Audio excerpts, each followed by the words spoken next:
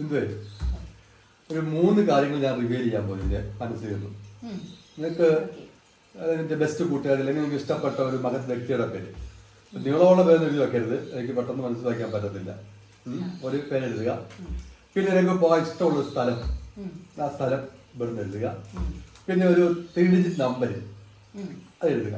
ഞാൻ ഇതിനകത്തിൽ ഞാൻ മാർക്ക് ചെയ്ത് തരാം. അതിൽ ഇതുപോലെ ഇതുപോലെ ഞാൻ മാർക്ക് ചെയ്തിട്ടുണ്ട്. അതില് മുന്നേ കാണിക്കണ്ട, 3 പേര് ഒരുമിച്ച് താഴെയിട്ട് ഇത് ആ പേപ്പർ കീറി അങ്ങ് എടുത്തോണം. ആ പേപ്പർ കീറിയെ കാണിക്കാതെ ആ പേപ്പർ മാത്രം വ്യക്തിയുടെ പേര് എന്നെ കാണിക്കണ്ട. പോയ ഇഷ്ടപ്പെട്ട സ്ഥലം എഴുതുക. ഇഷ്ടമുള്ള സ്ഥലം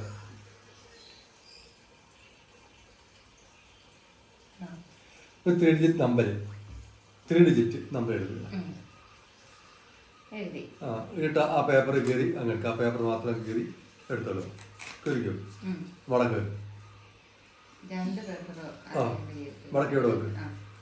വടക്ക് വെച്ചത് ചടി വെക്ക്. ഇങ്ങോട്ട് താട്ട് വെക്ക്.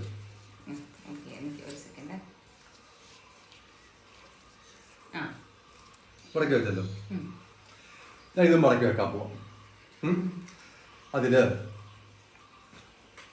ഒന്നാമത് ഞാൻ പറഞ്ഞത് എനിക്ക് സ്വാധീനിച്ച വ്യക്തിയുടെ പേര് ഇല്ലേ പറഞ്ഞു. അതില് രണ്ടാമത് ചോദിച്ചത് എന്താണ്? സ്ഥലം. അടുത്തത് പിന്നെ ഒരു 3 ഡിജിറ്റ് നമ്പർ. മനസ്സിൽ വായിക്കുകയാണ്. ആ വ്യക്തിയുടെ മുഖം മാത്രം മനസ്സിൽ കൊണ്ടുവരിക. ഓക്കെ, കൊണ്ടുവന്നല്ലോ.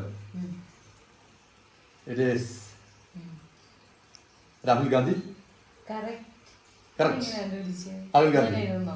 ഓക്കെ, അടുത്തത് ഇഷ്ടപ്പെട്ട സ്ഥലം അല്ലേ?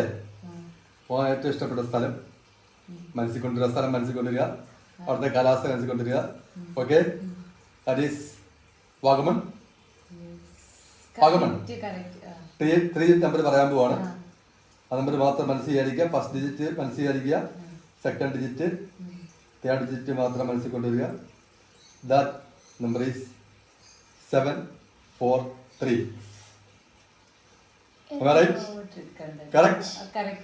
ഓക്കെ, കൊടുക്കായി അത് കാണിച്ചോളൂ.